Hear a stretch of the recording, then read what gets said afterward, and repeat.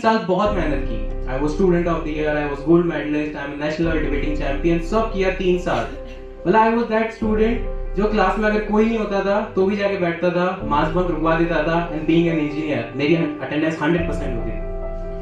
First semester कोई मुझे नहीं जानता था, सेकंड सेमेस्टर से सारे टीचर मुझे जानते थे, एचओडी मुझे जानता था, डायरेक्टर मुझे जानता था। I got all India rank first by IIT Madras, I am national debater. 3.5 साल में जो एक इंजीनियर सोच भी नहीं सकता, मैंने सब किया है। तुम किसी भी अचीवमेंट का, मेरा रिज्यूमे 5 पेज का था, मेरा रिज्यूमे 5 पेज का था। और मुझे आज भी वो दिन याद है जब इन्फोसिस का इंटरव्यू था और मेरी जो टीपीओ होती है, ट्रेनिंग एंड प्लेसमेंट ऑफिसर, वो मेरे पास आई और मेरा रिज्यूमे देखा, राहुल तू सेलेक्ट नहीं होगा।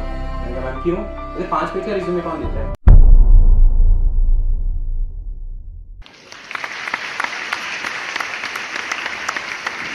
I am a graduate from Rajasthan Technical University. I am a techie, computer science का है।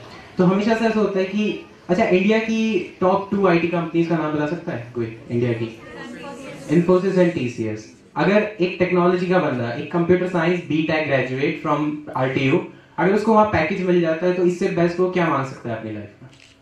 कुछ नहीं। I was placed in Infosys, I was placed 5 other companies, जिन कंपनीज का तुम नाम लोगे, I was placed. But when I placed, अंदर से वो फीलिंग ही नहीं आई कि यार प्लेसमेंट हुआ है या कुछ हुआ है, नहीं I feeling. And exactly it was 20th May 2018, I am just passed out.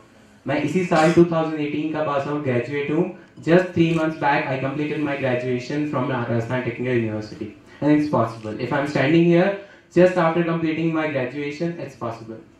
20th May, it was just 20 hours to go कि 20 घंटे बचे थे जब बाकी सारे parents, because 21st May Infosys की ज्वाइनिंग थी मैसूर में, जब बाकी पेरेंट्स ये सोच रहे थे ना कि मेरा बेटा क्या पहनेगा, मेरा बेटा कैसे सरवाइव करेगा, क्या खाएगा, उसके लिए लड्डू रख देती हूँ, उसके लिए ये रख देती हूँ, वो रख देती हूँ, मेरे पेरेंट्स भी सेम सोच रहे थे, राइट? बट मैं दूसरी साइड बिल्कुल अलग किसी माइंडसेट से बैठा था कि कैसे बताऊंगा पापा को या मम्मी को कि नहीं जाना, कैसे बताऊंगा ये चीज, कैसे रिएक्ट करेंगे वो लोग? क्योंकि एक 21 साल का लड़का जिसने 3 साल मिडिल क्लास फैमिली से आया हुआ है, 3 साल, I am from not IIT और कोई बड़ी फैमिली नहीं है, 3 साल बहुत मेहनत की। I was student of the year, I was gold medallist, I am national debating champion, सब किया 3 साल। मतलब आई वॉज दैट स्टूडेंट जो क्लास में अगर कोई नहीं होता था तो भी जाके बैठता था, मास बंक रुकवा देता था, एंड बीइंग एन इंजीनियर मेरी अटेंडेंस 100% होती थी, राइट? 100% अटेंडेंस के साथ आप सोचो कि अगर ऐसा कोई लड़का है, इसको कितना हेट करते होंगे क्लास वाले। तू मास बंक नहीं होने देता, तू हमारा, अच्छा she is that guy, okay.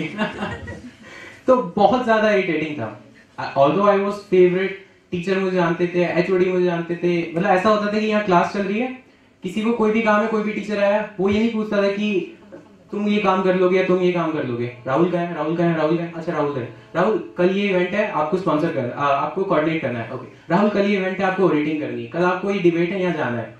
मतलब आप सोचो कि बाकी 56 स्टूडेंट्स कैसे परफॉर्म करते होंगे उस टाइम, क्या मेंटालिटी होती होगी। बट ये 3.5 साल ही सहा है मैंने, just to get that one job. एक जॉब मिल जाए, एक प्लेसमेंट हो जाए, बस इससे ज्यादा कोई सपना नहीं होता मेरा, ना था। लेकिन अब संदीप माहेश्वरी की वीडियोस देख ली मैंने, सारी मोटिवेशनल वीडियो देख ली, नहीं यार बोल देंगे, टेक दैट, क्या हुआ, आमिर खान की कौन सी मूवी है जिसमें 3 Idiots, यार थोड़ी सी हिम्मत कर लेते हैं, फिर लाइफ के 50 साल बाद पड़े होंगे तो सोचेंगे, सब देख लिया।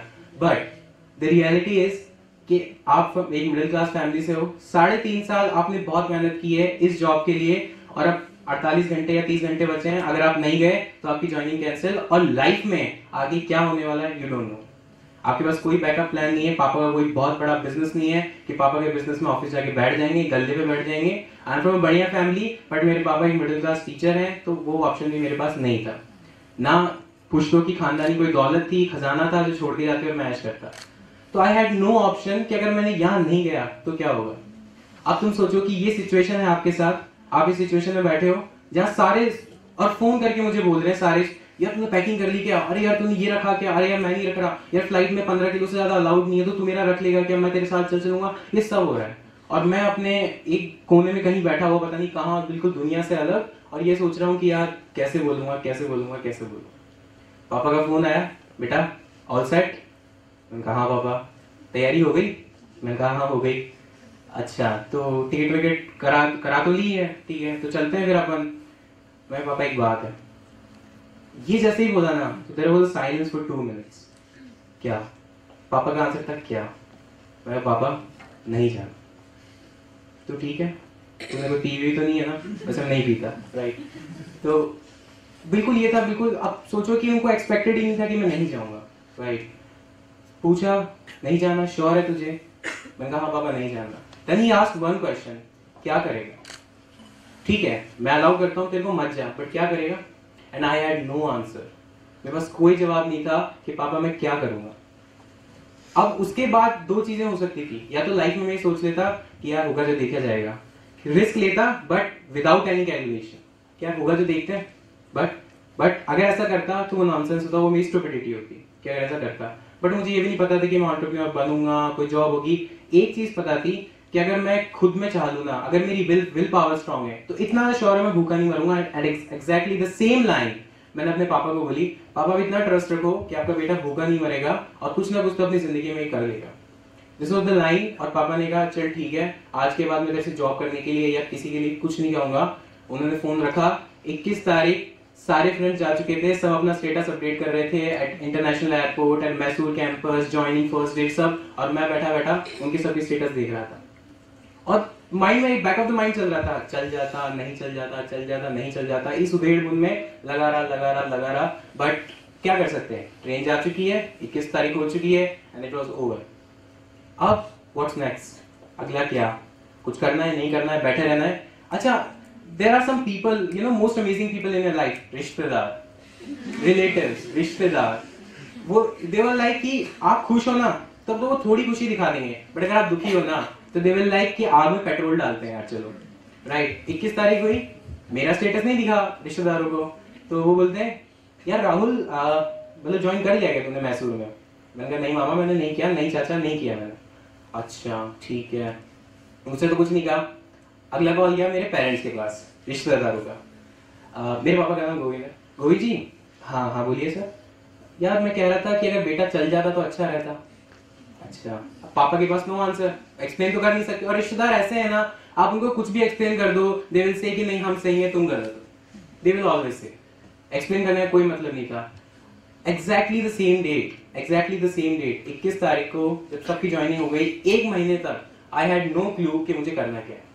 एक महीने तक आई वाज क्लूलेस। बस इतना पता था कि कुछ ना कुछ तो करूंगा लाइफ में, कुछ तो होगा, मैं भूखा तो नहीं मरूंगा। और जब के पास कोई जॉब नहीं थी, 21 तारीख लास्ट डेट थी जब मैंने पापा से पैसे लेना बंद कर दिया था। पापा का एटीएम कार्ड, डेबिट कार्ड उनको हैंड ओवर कर दिया, पापा आप पैसे नहीं निकालूंगा। क्योंकि हर बार ये होता है कि आपके पेरेंट्स भी करते होंगे, 5,000 या 10,000 हर महीने आपके बैंक अकाउंट में डालते हैं कि बेटा ये तेरे मंथली खर्चा है। बट मैंने मना कर दिया था, अब मत डालो। उन्हें आज तक मेरे बिजनेस के बारे में नहीं पता। आफ्टर 1 ईयर 3 to 4 मंथ उन्हें नहीं पता मैं क्या करता हूँ। बट एक चीज है, जो रिश्तेदार मुझे फोन करके बोल रहे थे ना, आज वो मेरी फेसबुक स्टोरीज देखते हैं, फेसबुक वीडियोस देखते हैं, और मेरे पापा को शांत, मतलब इट वाज लाइक कि 15 दिन पहले मेरे कजिन की वेडिंग थी और उसमें वही रिश्तेदार, चाचा मामा ताऊ मौसा जी, सब मेरे पापा को लेके गए। बोले गोविंद जी एक मिनट साइड में आना। हाँ बोलो। आपका बेटा है ना बहुत आगे जाएगा, बहुत ऊंचा जाएगा, लिख के दे दो मेरे से। This was their line after seeing my watching video, right. और उस दिन मुझे समझ में आया कि हाँ ये तो नहीं है, ये मेरी, और मैं ये नहीं बोलता कि ये प्लान था। एक चीज हमेशा ध्यान रखना जो मैंने अपने ध्यान में रखी है, और because you are of my same age, तो एक चीज ध्यान रखना कि अपने आप से ऑनेस्ट रहना। तुम किसी को भी बेवकूफ बना सकते हो, खुद को नहीं बना सकते।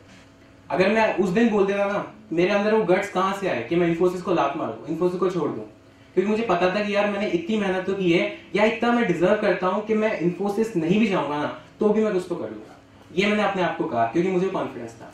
अगर मुझे ये हो जाता ना कि नहीं यार बेवकूफ बना रहे खुद को, यार कर लेंगे, बस क्यों नहीं जाना, झूठ बोल देता अपने आप से, तो पापा को तो कन्विंस कर लेता, रिश्तेदारों को कन्विंस कर लेता।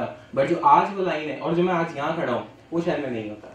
मैं गुमनामी के उस अंधेरे में खो जाता जहाँ पे जिंदगी बस स्टार्ट होती है, आप जीते हो मरते हो किसी को कोई फर्क नहीं पड़ता। आज जब मैं बोलता हूँ तो हजारों लोग मुझे सुनते हैं कि हाँ यार राहुल सिंघल बोल रहा है, कुछ बोल रहा है, राइट। बहुत अगर मैं उससे भी पहले की बात करूं तो कोई इंस्पिरेशनल जर्नी नहीं है, लेकिन ये स्टार्ट कहां से हुआ?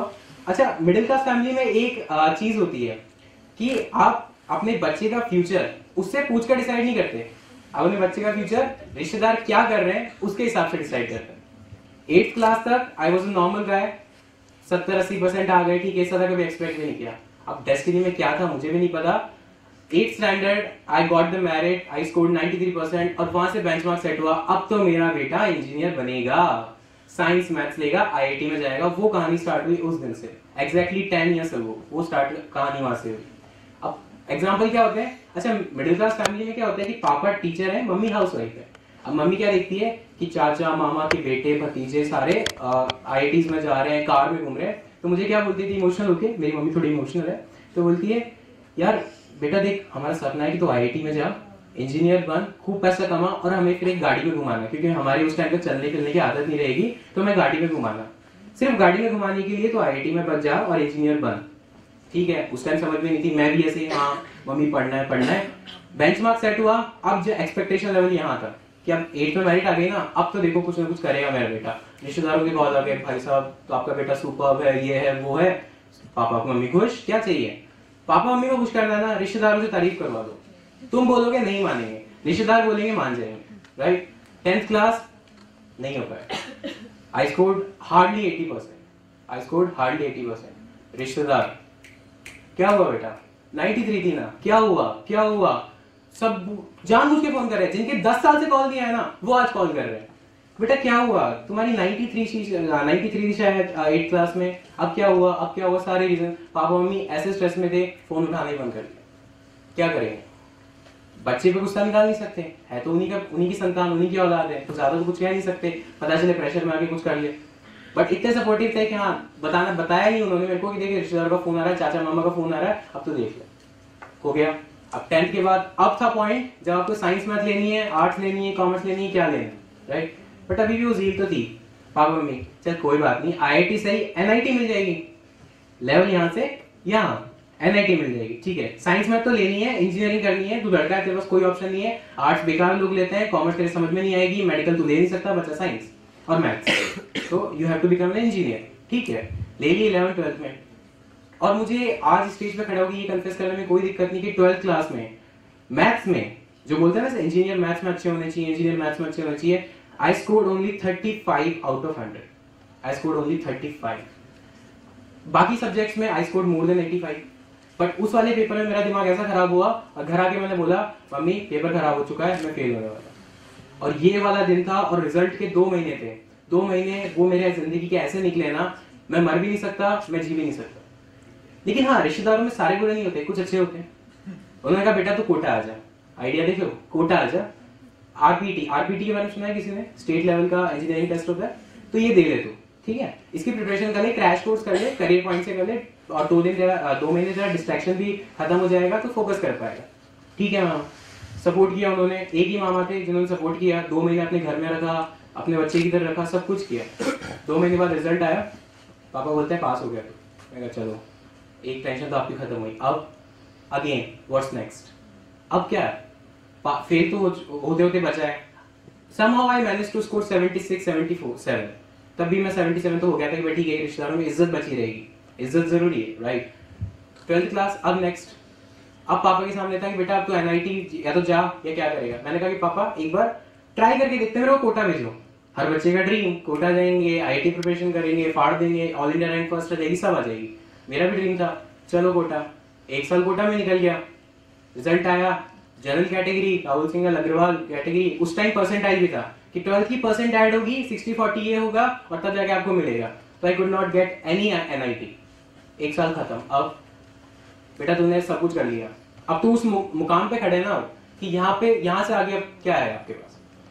Exactly the same date again 4 साल पहले जब इंजीनियरिंग ज्वाइन की थी, कॉलेज के गेट पे खड़े होकर मैं ही बोल रहा था पापा एक चांस और चाहिए, पापा एक चांस और चाहिए। पापा बोल रहे क्या करेगा एक चांस में, मैंने कहा यार एक चांस दे दो, हो सकता है मैं कुछ कर दूं। लेकिन पापा मम्मी को ये डर कि अगर बच्चा स्ट्रेस में आ गया तो क्या, अगर 1 साल बाद भी नहीं हुआ, क्योंकि कोटा की सुसाइड केस सब सुनते हैं, राइट, क्या होगा, हमारा तो एक ही बच्चा है, हमारा तो एक ही बेटा है, हमारा तो इकलौती संतान है, ब्ला ब्ला ब्ला सब हो गया। एडमिशन ले लिया, कॉलेज में आ गया, अब क्या, एवरेज बच्चा।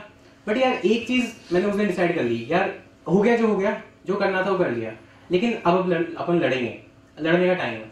4 साल कहीं नहीं जा सकते, या तो 4 साल तुम झक मारा लो, या ना, यानी ऐसे ही काट लो, या फिर 4 साल कुछ अच्छा कर लो। फर्स्ट सेमेस्टर कोई मुझे नहीं जानता था, सेकंड सेमेस्टर से सारे टीचर मुझे जानते थे, एचओडी मुझे जानता था, डायरेक्टर मुझे जानता था। I got all India rank first by IIT Madras, I am a national debater. 3.5 साल में जो एक इंजीनियर सोच भी नहीं सकता, मैंने सब किया है, सब किया है। तुम किसी भी अचीवमेंट का, मेरा रिज्यूमे 5 पेज का था, मेरा रिज्यूमे 5 पेज का था। और मुझे आज भी वो दिन याद है जब इन्फोसिस का इंटरव्यू था और मेरी जो टीपीओ होती है, ट्रेनिंग एंड प्लेसमेंट ऑफिसर, वो मेरे पास आई और मेरा रिज्यूमे देखा, राहुल तू सेलेक्ट नहीं होगा। मैंने कहा मैम क्यों? बोले 5 पेज का रिज्यूमे कौन देता है? मैंने कहा इसको कट डाउन कर। मैंने कहा मैं क्यों कट डाउन करूं? अगर मैंने काम किया है तो मैं लिखूंगा और I will explain to HR. नहीं बोले तो 2 पेज से ज्यादा मत रख। मैं नहीं करूंगा मैम, अगर रिजेक्ट होना है मैं हो जाऊंगा, लेकिन सिर्फ प्लेसमेंट के लिए, सिर्फ इंटरव्यू के लिए मैं अपना जो काम किया है वो कट डाउन नहीं करूंगा। ठीक है मत मान। बोले तू रोता रोता आएगा मेरे पास, मेरे से मत कहना। मैंने कहा मैम डन। गया, पहली स्क्रीनिंग हो चुकी थी सारे रिज्यूमेस की कि भाई रिज्यूमे देख ले सबका। आते ही एचआर मुझसे बोलता है hi Rahul. I was like sir आप मुझे जानते हैं? तो नहीं, I have gone through your resume. मैं कहा okay and it is quite impressive. This was the first statement of that HR कि बहुत इंप्रेसिव है। उसने मेरे से कोई बात फालतू की बातें की नहीं, उसने सिर्फ ये बोला कि राहुल ये ऑल इंडिया रैंक 1 लिखा हुआ है, इसको बता दो क्या है, और ये तुमने नेशनल डिबेटिंग चैंपियन हो, तुम इसको बता दो क्या है। खत्म। कोई लैंग्वेज नहीं, जबकि मेरे रिज्यूमे 12 से ज्यादा प्रोग्रामिंग लैंग्वेज लिखी हुई थी, 5 से ज्यादा डेटाबेसेस लिखे हुए थे, और शायद वो ऐसा रिज्यूमे था जो बनाने के लिए तुम्हें 10 साल लग जाएंगे या किसी और को 10 साल लग जाएंगे, पर वो 3.5 साल में हो गया था। ये हुआ सेलेक्टेड। और वो दिन था जब सारे टीचर्स ऐसे थे ना कि हाँ यार इसने जो किया है 5 मिनट का रिज्यूमे दिखाया है। उसके बाद मेरा रिज्यूमे आज भी मेरे कॉलेज में एज अ वो दिखाया जाता है अचीवमेंट कि देखो 5 पेज का रिज्यूमे अगर बनाना है तो ऐसे बनाना है, ये वाली चीजें करो। स्कूल की प्रेजेंटेशन में, कॉलेज की प्रेजेंटेशन में हर जगह मेरा नाम आता है कि he is Rahul Singhal, he is Rahul Singhal, he is Rahul Singhal. जब तक मैं पास आउट नहीं हुआ था, मई 2018 मैं पास आउट नहीं हुआ था, उसके 1 महीने पहले I was the guest faculty in my college. और मेरे जो जूनियर्स थे मेरे से पूछते सर आप यहाँ कैसे? मैंने कहा बेटा मैं तुम्हारा एक्सटर्नल बन के आया हूँ। एक्सटर्नल बन के आया सर, कैसी बातें कर रहे हो, आप मिलने आए हो किसी से? मैंने कहा वाइवा नाम देख क्या किसका लिखा हुआ है, वाइवा कौन देगा? Rahul Singhal. Okay sir. Guest lecture आज भी मुझे बुलाते हैं कि सर मुझे ये दे दो, मुझे वो दे दो। अच्छा सबसे बड़ी बात पता है क्या है? अगर आप हिंदी मीडियम बैकग्राउंड से हो ना, हिंदी मीडियम से, तो आपके साथ हमेशा एक ऑब्स्टेकल रहेगा कि you will not be able to speak in English, और आप अच्छी इंग्लिश नहीं बोल सकते, ये टैबू है। ठीक है, ये इंडिया में टैबू है। लेकिन आज की डेट में जो इंडिया का सबसे बड़ा इंग्लिश न्यूज़पेपर है दैट इज हिंदुस्तान टाइम्स, वो मेरी कंपनी का क्लाइंट है।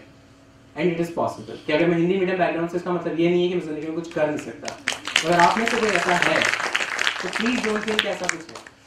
अच्छा एक बहुत इंपॉर्टेंट लाइफ में मेरे हमेशा, ये मेरी लाइफ चल रही है, ये मेरे सारी चीजें चल रही है, और एक जो मेरे साथ सबसे अच्छा चीज चल रही थी वो था शायद शायद शायद। अच्छा आज मैं ये सोचता हूँ कि अगर इन्फोसिस में चला जाता या किसी जॉब को मैं कर लेता तो क्या होता? 4x4 का एक क्यूबिकल होता जिसमें मैं बैठा होता और एक्सेल शीट के साथ अपना सिर फोड़ रहा होता, क्या कर लिया क्या कर लिया क्या कर लिया, शायद ये कर रहा होता। लेकिन शायद को जो हकीकत बना देते हैं ना, उस शायद को, एक होता है शायद जो हम जिंदगी भर करते हैं, ये कर लेता शायद हो जाता इन योर इमेजिनेशन, बट अगर आप उसको हकीकत बना लेते हो तो आप एक व्यक्ति से एक व्यक्तित्व बन जाते हो, राइट? अगर आप अपने उस शायद को हकीकत बना लिया ना आपने, तो आप हो जाओगे। आज अगर मैं यहाँ खड़ा हूँ और बोल रहा हूँ, आपको क्या लगता है मैं हमेशा से ऐसा था? नहीं। 6 महीने पहले अगर मेरे को सेम लड़का जिसको देखो डरा सहमा सा स्टेज पे आके बोल देता है, स्टेज पे आके बोल देता है, बट ऐसे नहीं बोल पाता कि अपनी स्टोरी बताए। क्या स्टोरी? कुछ वही स्टोरी नहीं है आपके पास, बट हाँ इतना श्योर है कि अगर मैं तो कर सकता हूँ ना, तो डेफिनेटली आप लोग तो कर ही सकते हैं। और एंटरप्रेन्योर जर्नी हमेशा ऐसी होती है। अच्छा रेडियो कौन कौन सुनता है? रेडियो ओके 95 FM तड़का पे आरजे देवांगना का नाम सुना है? सुना है? वो मेरी क्लाइंट है आज की डेट, वो मेरी क्लाइंट है, राइट? उसके पेज पे जाके देखोगे आप, एक्टिविटीज देखेंगी तुम्हें, वो हम प्लान करते हैं, हमने प्लान किए हैं। हमने बोला कि मैम देखो आपको ऐसे बोलना है, मैम आपको ऐसे दिखना है, अगर हमें लाइव वीडियो जानी है तो ऐसे जानी है। और अगर मैं उनके स्टैट्स की बात करूँ ना, 5 दिन का उनका एक कैंपेन था, किसान मेरी जान सुना है? किसान मेरी जान कैंपेन था उनका। That campaign was handled by my company. वो पूरा कैंपेन हमने रन किया था, पूरा पीआर हमने संभाली थी, और उनके 5 दिन में, सिर्फ 5 दिन में मोर देन 2 लाख व्यूज थे ऑन फेसबुक। 5 दिन में 2 लाख से ज्यादा व्यूज थे सिर्फ फेसबुक पे। It is possible. और वो पता है बहुत इंटरेस्टिंग स्टोरी है। मैं एज अ स्टार्टअप तो मैं कभी सोच ही नहीं सकता मैं आरजे देवांगना को अप्रोच करूंगा, बट 3rd ईयर में जब मैं इंजीनियरिंग में था, मैं सुबह सुनता था शो, आली रे आली देवांगना, आली रे आली देवांगना, ऐसे करके आता था। मैं सोचता था क्या मस्त लाइफ होती होगी यार, रेडियो पे क्या बोलते होंगे, पता नहीं कभी मिलने का मौका मिलेगा नहीं मिलेगा। एक दिन ऐसे पेज पे जा रहा था, उनके फेसबुक पेज पे देखा लाइक्स बहुत ज्यादा है पर व्यूज कम है या रीच बहुत कम है। तो मैंने उनको फटाफट मेल डाल दिया विदाउट सेकंड थॉट कि पता नहीं वो मेल का रिप्लाई आएगा या नहीं आएगा। मैंने सिंपली मेल डाल दिया, hi Devangana, Rahul this side, this, thank you so much, खत्म। 1.5 महीने बाद रात को सुबह के 4 बजे आई वॉज अवेक, मैं काम कर रहा था, मेरे टेक्स्ट मैसेज आया टन। ये किसका आ गया? Hi Rahul, Devangana this side, saw your mail, want to connect. नहीं हो सकता, पॉसिबल ही नहीं है, कोई मजाक कर रहा है। लेकिन टेक्स्ट मैसेज था, यानी नंबर था। ट्रू कॉलर पे चेक किया, देवांगना। व्हाट्सएप पे चेक किया, Devangana. And I was not able to believe in myself कि यार ये सब हो गया। एक चीज जो बहुत अच्छी थी मेरे साथ, वो क्या थी, मैं जब उनको मेल लिख रहा था तो मैंने कभी ये नहीं सोचा कि यार ये मिल जाए तो बहुत मजा आ जाए। मैंने क्या सोचा कि यार मैं ऑनेस्ट हूं ना, मैं जो लिख रहा हूँ ये इनके फायदे के लिए। तो वो ऑटोमेटिकली मेरी डेस्टिनी में आई और वो क्लाइंट मुझे मिला। Thank you so much, have a nice day, thank you so much. ऐसे ही और वीडियो सुनने के लिए इग्नाइट टॉक्स का चैनल सब्सक्राइब करें एवं साथ ही बेल आइकन का बटन भी प्रेस करें ताकि सबसे पहले ये वीडियो आप तक पहुंचे।